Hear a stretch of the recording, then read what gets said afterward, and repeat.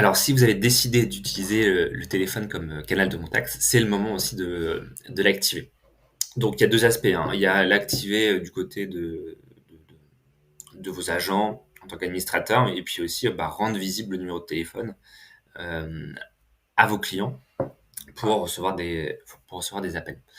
Donc logiquement, la configuration, vous l'avez déjà faite en amont, c'est-à-dire que soit vous avez créé un nouveau numéro de téléphone, soit vous l'avez porté, soit vous avez créé aussi votre SVI, éventuellement, des routages et donc, vient le moment maintenant de l'activer.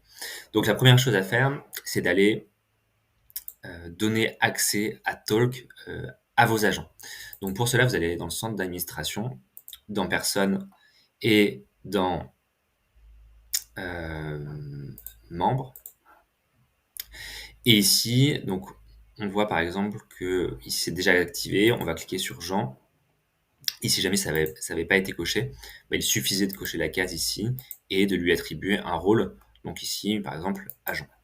À partir de ce moment-là, heu, l'agent va être capable de voir ici en haut à droite, le petit téléphone Zendesk, Talk. Ensuite, on va aller activer, Talk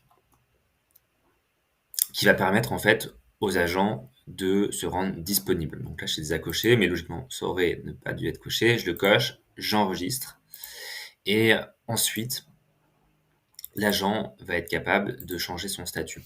Donc normalement, par défaut, il est, hors ligne. Donc si vous souhaitez commencer à recevoir des appels, communiquez proactivement auprès de vos agents pour qu'ils changent, leur statut de hors ligne à en ligne, sinon les gens vont tomber sur la messagerie, quand ils vont appeler.